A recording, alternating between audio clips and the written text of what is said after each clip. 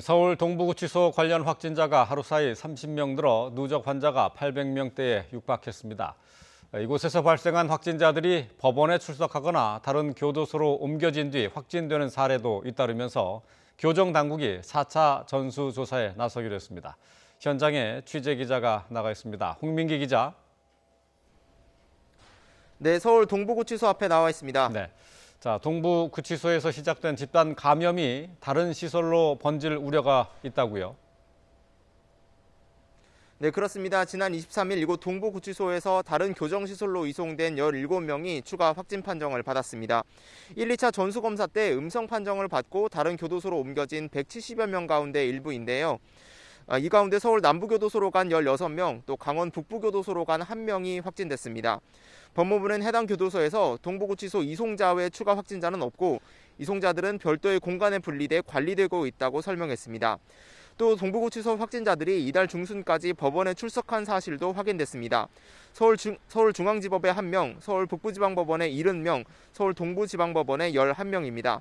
각 법원은 법정 전체를 방역하고 접촉자로 분류된 법관과 직원을 대상으로 진단검사를 진행 중입니다. 이런 가운데 동부구치소 관련 누적 확진자는 792명으로 늘었습니다. 수용자가 750명, 직원이 21명, 그리고 가족과 지인 21명입니다. 수용자 3명 가운데 1명 정도가 확진된 셈인데요. 역학조사에서 동부구치소는 전형적인 3밀 구조를 갖추고 있었던 것으로 나타났습니다. 아파트형 구조에 환기가 불량했고 확진자 분리 수용도 어려웠다는 겁니다. 2,000명 정원인 구치소에 실제로는 2,400여 명이 수용돼 과밀한 점도 있었습니다. 또 일부 수용자들이 구치소 창 밖으로 수건을 흔들거나 8명 이상이 한 방에 꽉 차 있다며 내부 상황을 알리는 모습이 취재진 카메라에 포착되기도 했습니다. 어제는 사망자도 1명 발생했습니다. 60대 남성이 확진 판정을 받은 뒤 지난 24일 형 집행정지로 출소해 생활치료센터에서 격리치료를 받아왔는데요.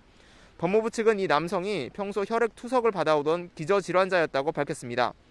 구치소에선 기존에 음성이 나온 수용자들을 대상으로 4차 전수검사를 준비하고 있습니다. 직원과 수용자를 합쳐 모두 1,840명이 대상입니다. 보건당국은 수용자 가운데 확진자가 계속 나오는 만큼 일단 동부구치소 자체를 생활치료센터로 지정해 관리할 예정입니다. 지금까지 서울 동부구치소 앞에서 YTN 홍민기입니다.